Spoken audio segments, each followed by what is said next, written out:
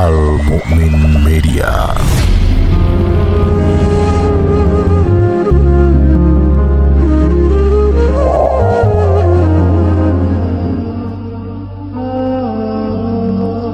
Alhamdulillahilladzi arsala rasulahu bil huda wa dinil haq liyudhhirahu ala dini kullihi wa kafa billahi syahida. Asyhadu an la ilaha illallah wahdahu la syarikalah wa asyhadu anna Muhammadan abduhu wa rasuluh alladzi la nabiyya wa la rasula ba'dah amma ba'du. Insyaallah di pertemuan kali ini kita akan membahas tentang bab keutamaan sahur dan sunnah mengakhirkannya.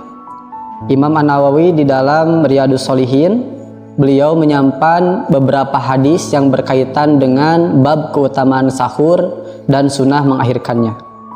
Hadis yang pertama, An Anasin radhiyallahu anhu, dari sahabat Anas, semoga Allah meridhoinya.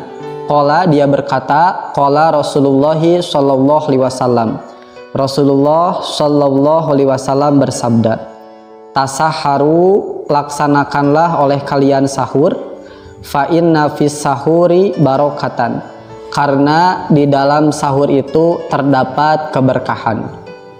Pada hadis ini jelas Nabi SAW memerintahkan kepada kita untuk melaksanakan sahur ketika hendak melaksanakan saum, baik saum itu saum wajib, saum Ramadan, atau saum-saum yang lainnya.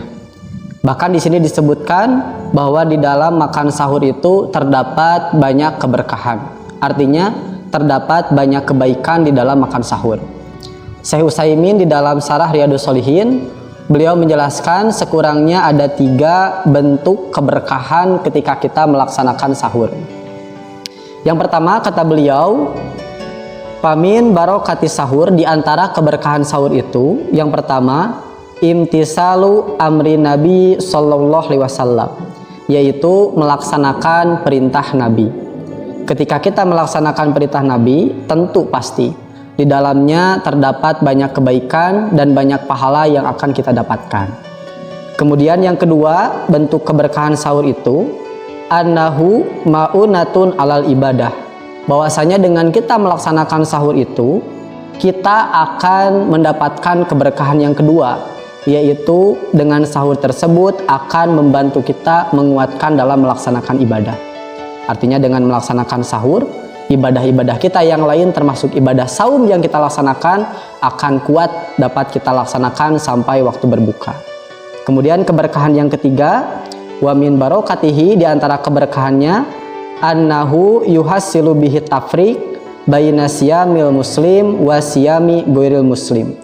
Dengan sahur itu, keberkahan yang ketiganya bisa membedakan antara saum orang muslim dengan saum selain orang muslim.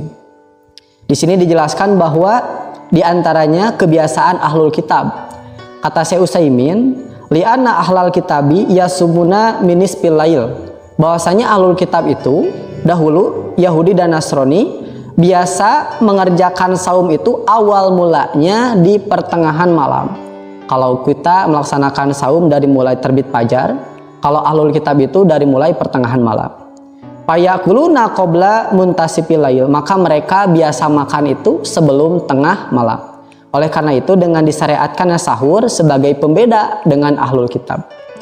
Bahkan disebutkan dalam hadis yang lain sebagaimana yang dicantumkan oleh Imam An-Nawawi, wa an Amr bin Al-As, dan dari sahabat Amr bin As radhiyallahu anhu, semoga Allah meridhoinya, anna Rasulullah sallallahu alaihi wasallam qala, bahwasanya Rasulullah sallallahu alaihi wasallam bersabda, paslu, pembeda, kata Rasul, ma baina siyamina, di antara saum kita, saum orang muslim, saum orang beriman, wa siyami ahlil kitab, dan saumnya ahlul kitab, aklatu sahari, yaitu dengan adanya makan sahur.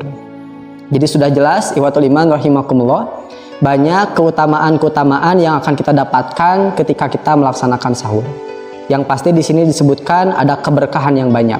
Di antaranya sebagaimana yang disebutkan oleh Syekh Utsaimin, ada 3 keberkahan yang paling utama.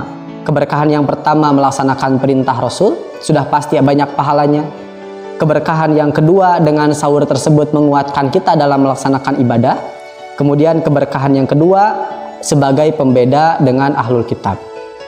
Kemudian di antara sunnah sahur itu dengan mengakhirkannya. Sebagaimana yang disebutkan oleh sahabat wa an Zaid bin Sabitin, sahabat Zaid bin Sabit radhiyallahu anhu, qala, dia berkata, tasaharna ma'a Rasulillahi sallallahu alaihi wasallam. Kami dulu pernah sahur bersama dengan Rasulullah sallallahu alaihi wasallam. Tsumma qumna ila shalah. Setelah selesai sahur, kemudian kami melaksanakan sholat.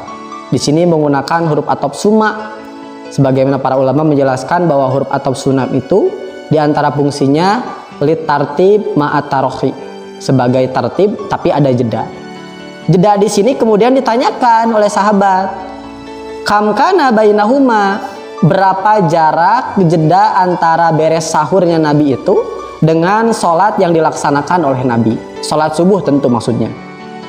Qala, kemudian sahabat Zaid menjelaskan, qadru khomsina ayatan, yaitu sekitar 50 ayat. Kalau kita baca Quran 50 ayat secara mutarotilan, secara perlahan-lahan, secara tartil kurang lebih sekitar 10-15 menit.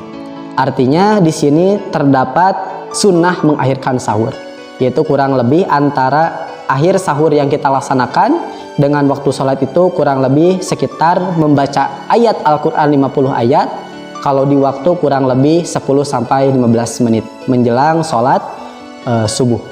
Sahabat Al-Mumin Media, itu yang bisa disampaikan di edisi Kurma kali ini berkaitan dengan bab keutamaan sahur dan sunnah mengakhirkannya.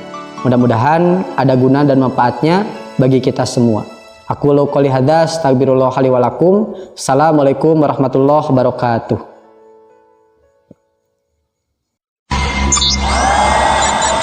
Al Mukmin